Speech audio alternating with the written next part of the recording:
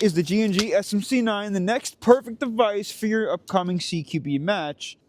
Or is it better left on the shelves?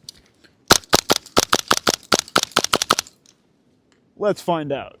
With today being an official review of the G&G SMC9, there are a slew of things I feel it necessary to address. You see, when it comes to airsoft, it's not always about the up-and-coming new product or the newest piece of kit. On the occasion, it's a little bit more wholesome than that, and it's more along the lines of finding a little fellow that needs a new home and sharing your home with that guy. Basically, what I'm trying to say here is if you haven't seen my recent video on the SMC9 that we just unboxed, I actually picked this up aftermarket on the Hopup out. And it has had a little bit of love and abuse, but I got it for a steal of a deal. And yeah, it's used. It ain't new. After taking a quick look at things internally, popping things out, cleaning them, and then relubricating, I will say it's in fair condition, but it's worth noting. As we do get deeper into the review, there's also a couple accessories on here that are different from the ones that will come stock out of the box, and I'll address those too. Not to mention, it's 11 degrees outside, snowing, windy. It's definitely going to be put through its paces, so give him a break if he does. With all that being said, I think it's time that we take a closer look at all of its bells, whistles, parts, and construction. Before we get into some of the cool bells and whistles that kind of make this thing tick and what makes it really unique, we'll work our way to the back and we'll start here. You're presented with a polymer folding stock, a small little rubber butt pad. This thing is extremely small and thin, but not uncomfortable on the shoulder. And on the left and opposing side, you'll see the button. The button, as we fold this stock closed, will fold off to the right side. What it will do, however, is wiggle a little bit. It is magnetized down to the side of the SMC9. Some of your parts are still accessible, like your magazine or your bolt release, your mag release, your safety, your trigger, and even your charging handle. Just keep in mind that when you do charge the handle, and we'll get into these parts shortly, the small mock ejection port will pop open on one of the two sides. If it isn't popping open on the left side and it is popping open on the right side, you're going to cause some problems there when you go to fold the stock over. So if you want to use it in a folded position and not risk that, make sure you're adjusting it to open on the left side. We'll get to that in just a second. On the left side of the stock is your first swivel mount. It's just this big steel hook. And just below that is one of your takedown buttons. This will allow you to separate the upper and the lower, and we'll do that later in the video. Above that, you are presented with a single iron sight for the rear, and this guy kind of reminds me of the Scar iron sights, if that makes sense. Just in front of that is your fire selector switch. You press it in for auto, and then back towards you for semi, and that is obviously ambidextrous. There's a lot of things going on up here by the trigger, so we'll get into that now. First, you're presented with a paddle release for the mag. It's kind of reminiscent of the Mark 23 or the SSX 303. I personally really don't like this mag release, just because I have lost mags for my SSX 303 in the woods just while running because I've accidentally pressed this. I prefer a button, but you know, can't get everything you wish for. You do have a Glock style safety. You can see on the trigger there where if you don't depress the center of the trigger will not slide back. You have a safety that is only workable if you do rack the charging handle and set the hammer first, and then you could push it into safe and the trigger will not move. You have ambidextrous bolt release as well. Again, everything here that I've spoken about is ambidextrous. You can see it catches on both sides. And then, of course, your ejection port windows. You can set it to which one you want to open by unscrewing this screw and placing a little ejection port nub on either side. You could do the same on the opposing side if I can get this guy to open up. Sorry, my hands are freezing. And you could screw it in just there. When you have both of them open, it kind of looks like the doors of a Lamborghini. A charging handle, which is ambidextrous on both sides. And what's really cool about this charging handle is you can C-grip it, because when the bolt does reciprocate, the charging handle does not. So that's cool. You also have a slew of M-lock on both sides and on the lower. This grip will not come with it. This is aftermarket. Just ahead of that is our next front iron sight, which is in fact elevation adjustable and flips up and down. And then in the front, this will not come with it as well. This is just an amplifier. It will come with a flash hider. but this can be a problem. I hear you hollering, where is the Hopup? Like I said, this is where things kind of get a little bit weird. Originally, you have a Hopup tool that is inside of the grip. However, with the modification that the previous owner made, I actually don't need this, and here's why. Usually that tool will allow you to adjust the small section of the outer barrel or inner barrel, or I guess midpoint barrel, you'll see what I mean in a second, on the SMC9, while the flash hider is still intact. Now in this case, when I pop off this aftermarket flash hider, you can see this small, I guess, midpoint barrel, because it's not the outer barrel and it's also not the inner barrel. This is how you would adjust your Hopup. There's a tool that allows you to get it under the flash hider, but in our case we can just twist it and it does click. I don't know if you can hear that. I'll try and flip it around for you. See that? And that is how you adjust your Hopup. So kind of weird. I wish it was TDC. For the entirety of this test, we're going to be using 0.25 gram BBs as well as some high pressure green gas from Lancer Tactical. Thanks Lancer Tactical for sending this out. This is kind of equivalent to red gas. And before we fill it, I feel like it's a good idea we check out the mags. Now the mags actually are, interestingly enough, a metal feed lip, and they got these cool little green gas routers. Your release valve is obviously on the back, and your fill valve is on the base, and it's got this interesting little foot on the bottom. I guess that helps it stand up. The mag follower is relatively easy to pull down just with the fingernail. Goes all the way down to the bottom. I know the follower is also metal, but I wouldn't recommend just releasing it. For this test, we're taking a mag that was inside. I know it's going to get really cold, and this test is going to be a little bit different than it usually is because of how cold it is, obviously. And we're just going to fill it up until we cannot hear any more gas going inside. This is a brand new bottle, by the way. Now I'm kind of taking shelter here because it is really windy out, and I just wanted to show you something with the T238 speed loader. It's kind of a pain in the butt. It stalls out and can only fill these mags about halfway, and it can't push them any further. I guess the spring tension's really tight, so you're going to have to use a hand speed loader. Let's also give this guy a quick little count here, and we'll see how many BBs this guy holds. I'm going to make sure to count even the missing space too, just because sometimes the websites will go up and down a couple. So we got 2, 4, 6, 8, 10, 2, 4, 6, 8, 20, 2, 4, 6, 8, 30, 2, 4, 6, 8, 40, 2, 4, 6, 8, 50, and then 52. So we got 52 all inside. You could get an extra in the chamber. Now for the sake of the Antarctic weather we have here, wow, my mouth is so cold I can't even speak. We are just going to see if it can empty a full mag on semi. I'm not going to go super crazy here and test out like regularly we do with the gas efficiency, because if it can empty a full mag on semi, you have to imagine it's going to be almost double as gas efficient in a warmer climate. Like I said, it is 11 degrees Fahrenheit here. So again, just one mag, let's see if it can empty, and then we'll do some plinking around. We'll test out its ergonomics and FPS and all that fun stuff. Here we go in 3, 2, I don't know, that just feels so comfortable. 1. Oh yeah, all right, hold on. It is just a little too cold today. Is that it, really? All right, the SMC9 does not like the frozen tundra we're in, so here's what we're going to do. We are going to wait until a day where it gets a little bit warmer, and then we're going to just come back out and redo things. So hopefully when we get back, it is not going to be as snowy, as cold, and as windy outside, and we'll retest. I imagine that it's not G&G's fault here. I mean, maybe it's not going to be the most gas efficient, we'll see that, but let's be honest, this kind of weather, if it isn't GHK or Tokyo Marui, it's probably not going to work that well. Gas blowback at 11 degrees. That's just me being a goofball. I just wanted to try anyway. I really like filming, and I thought the snow would be a fun background. So we'll be back. 3 weeks later. Yes. Still a cold day, but double the temperature. We're at 38 degrees today, so we're almost at the 40 mark, which is a lot better than the previous temperature, and you can see some of the snow is starting to melt. We have a brand new filled mag with, again, same BBs and the same gas, and we're just going to see. I mean, obviously it's going to do worse than it would do if it was like 80 degrees out, but how many mags we can dump with a single gas fill. And we'll start this on semi in 3, 2, 1.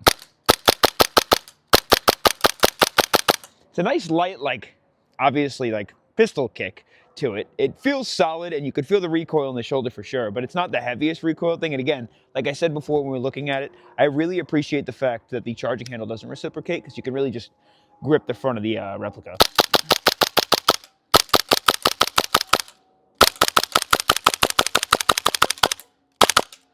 Boom. And it looks like we in fact did lock back. The mag is empty.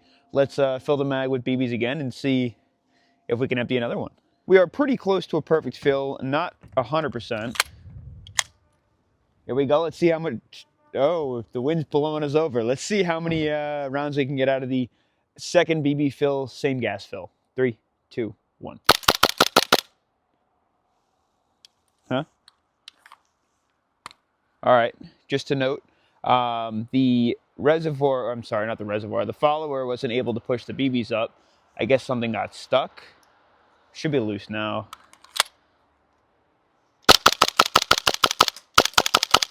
We're starting to get a little bit sluggish. You can kind of hear like the gas driving the bolt back a little bit softer. We'll slow down our shots. Still feeding. They're still flying pretty far.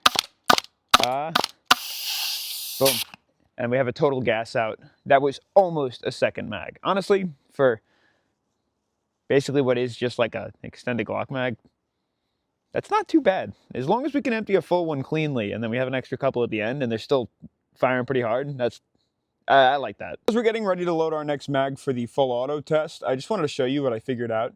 So I mentioned before you couldn't use the T238 speed loader. I was actually wrong about that. If you pull the follower back and you just hold it here, and then you start loading, I'll see if I can get a better angle for you. The follower just pushes back too aggressively, but that loads your mag just fine. So you can actually use this, you just got to still do the little follower trick. I'm not crazy. There was a point in time where emptying a full mag on full auto with gas replicas was slim to none. Full auto was just not something they were good at. It was more of a gimmick. We've gotten to the point now where that is not the case, and full auto is something that actually does work, or it should work. And if you can't empty a full mag on full auto with the gas replica, I just don't think it's gas efficient enough, and I don't think that things and tolerances are tight enough. So we're going to see. Again, it is cold, so we'll give it the benefit of the doubt here and assume that it's going to struggle a little bit. But all we have to do is press the auto switch, and I'm just going to let it rip. You know how we do it here. On this channel, there's no forgiveness. 3, 2, I didn't have the iron sights up this time. 1.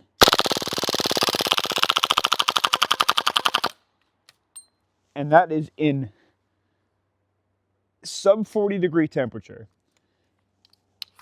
A full mag dumped, a little sluggish, but a full mag dumped, and the bolt locked back on empty. We have to fill it again. Second mag fill, same gas fill. And for what's basically just a sidearm and a big boy body, it's not too bad. And we're just gassing out here. And a little bit less than when we had it on semi. And my shed door is just closing on its own. I guess we have ghosts. You guys want to see what kind of power we're getting out of this thing? 0.25 gram BBs and high pressure gas. And I also have 20 BBs loaded inside of the chamber. And we are going to see what kind of power and consistency we're working with here. And make sure I switch this back to semi. And we'll just line this guy up as best as we can. 3, 2, 1. It's kind of hard to line up with that amplifier. 298, 326, whoa, 326. And our joules are 1.2. 328 with 1.25 joules. 325 FPS with 1.23 joules, 323 FPS with 1.21 joules, 349 FPS with 1.42 joules, 322 FPS with 1.21 joules, 324 FPS with 1.22 joules, 322 FPS with 1.21 joules, 321 FPS with 1.2 joules, 318 FPS with 1.18 joules, 321 FPS with 1.2 joules, 346 FPS with a huge jump at 1.4 joules, 343 FPS, 1.37 joules. Oh, we had a little double shot there. I guess we're going to skip that one. I think the gas pressure is getting pretty low. Why is it just double fire? I think it's just getting really cold out here. We're empty. So ignore like those last like 4 shots. Just backtracking, you can see our consistency is a little bouncy, per se. That first shot was super low. I'm not sure why. But we're looking around like the 320, 330 mark for most of our shots. We're in like the low to mid 320s for most of them. So in a majority of cases, indoor, this thing is also going to be fine. And if you have any problems where your indoor field requires you to shoot a little bit less hot, then as you saw when we opened the box, there is also a low pressure nozzle as well. So those are easy to acquire. And G&G being in the States, that shouldn't be a problem. So we have that purple target all the way down there, and it's a little smaller than torso size. And I just want to take a look at some of the semi-accuracy here and see if we can make contact with the majority of our shots. Again, I'm using irons, which I'm usually not too fond of, and I don't train with very often. Plus, it's a bit windy outside, but we'll see if I can not use or error the crud out of this. We're going 3, 2, 1. Why are we? We're on auto. I'm so sorry. There we go.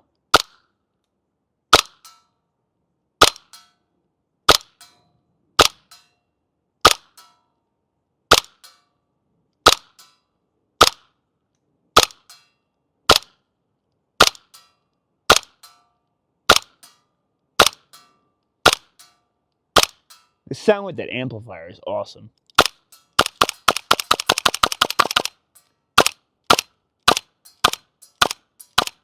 Yeah, we have a couple miscellaneous fires, but I mean, for a distance of about like 80, somewhere between like 80 and 100 feet, that's not too bad. That's like mid-range distance, like for engagements, with most engagements. And that's almost exactly where you're going to want something like this to shine, is at CQB, or like mid-range. This really isn't something you'll be running for long range. So I got you mounted up onto the G&G SMC9, and I'm sure as a majority of you already know, I like to test around some of the ergonomics of things before I share some of my final opinions and we start to break it apart. The ergonomics of this so far have felt pretty comfortable, but I haven't done any like, muscle memory work, like speed reloads, any shoulder changes and stuff. And it's going to be a little hard for me to ADS just because of this mounting system I have on the back of the stock. I can't get down to the irons. I'd have to put some sort of a riser and an optic on. It's not going to be a problem, obviously, when I'm not running these tests with the camera, but just for you guys to see. A majority of these are going to be like hip fire style accuracy, just with, muscle memory reloads and stuff. So make sure we are in semi.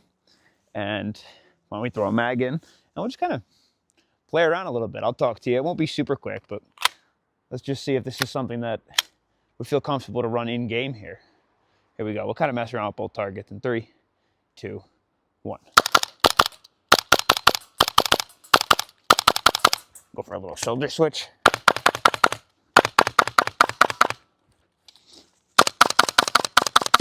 I'll get low on gas. Go for a reload. I think bolt lock back there. Shoulder switch.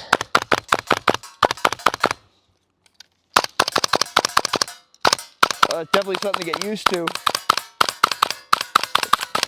Trigger's really not that bad. Let's head into the back.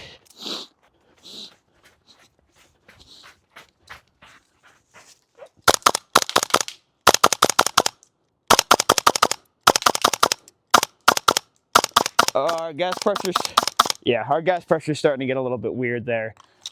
You can tell with the shots, they're starting to fly hard and then drop, fly hard and then drop. I mean, it's a pistol carbine kit.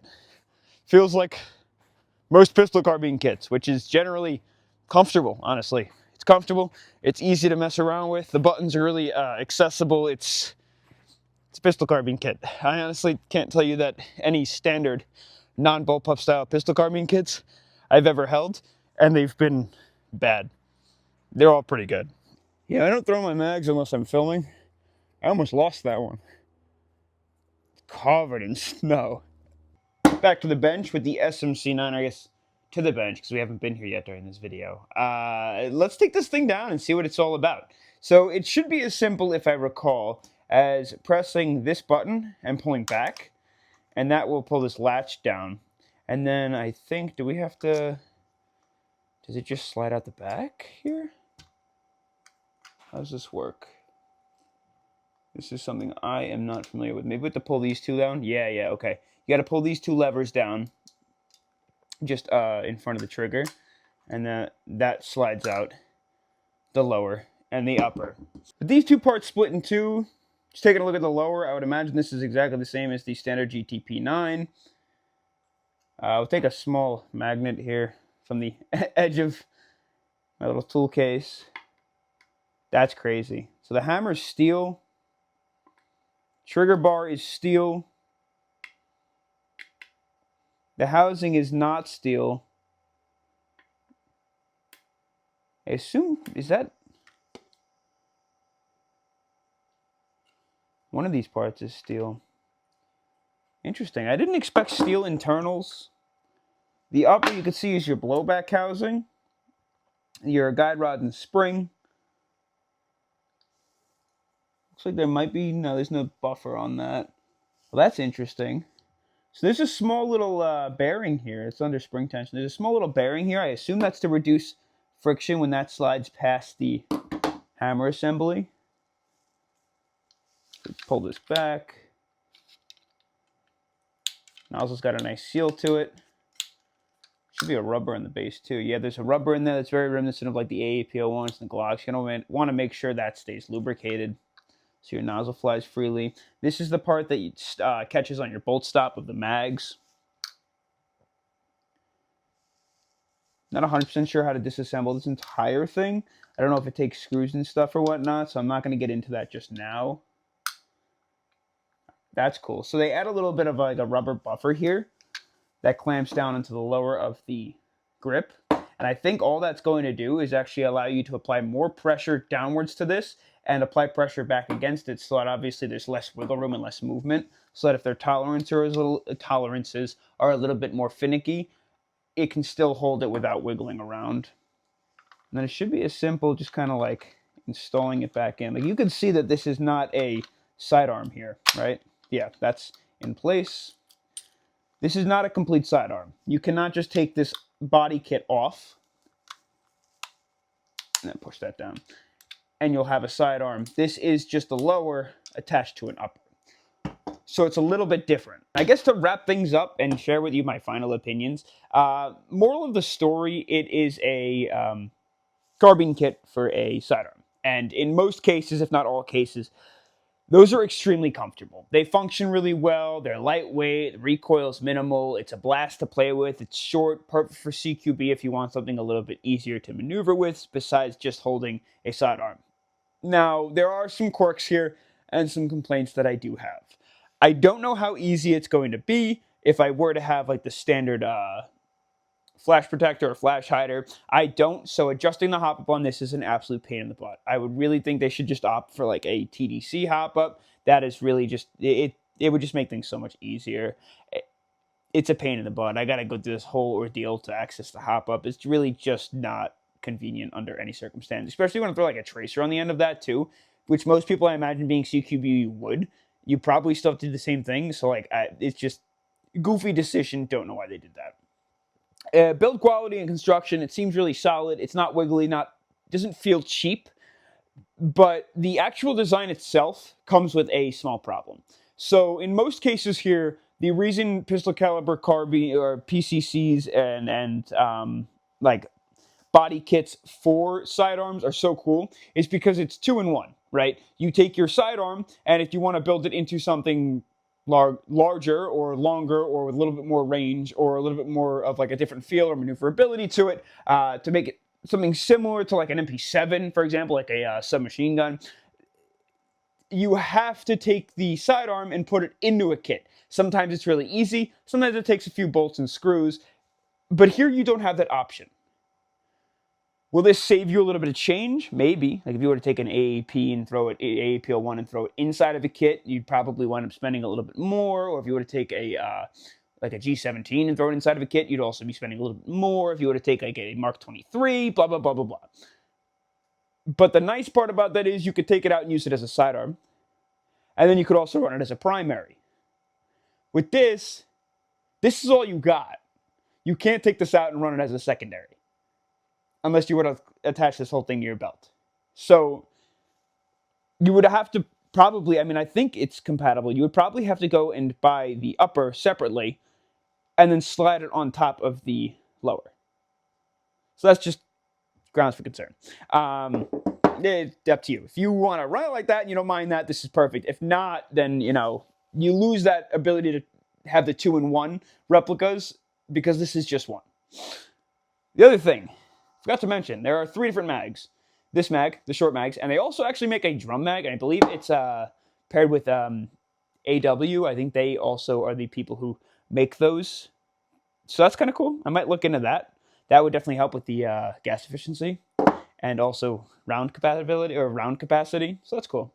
Yeah, you be the judge. Would you run the SMC9? I think it's unique. I think it's fun. If it's something that you just want to pick up because you like it, definitely. But if you're looking for a sidearm that you could throw into a carbine kit, this is just a carbine kit, and that's all you get. This is actually a primary. It's just modeled off their secondary. So I like it. I think G&G did a good job. A couple things they could change, but it might not be everybody's cup of tea. I'll catch you on the next adventure. Peace.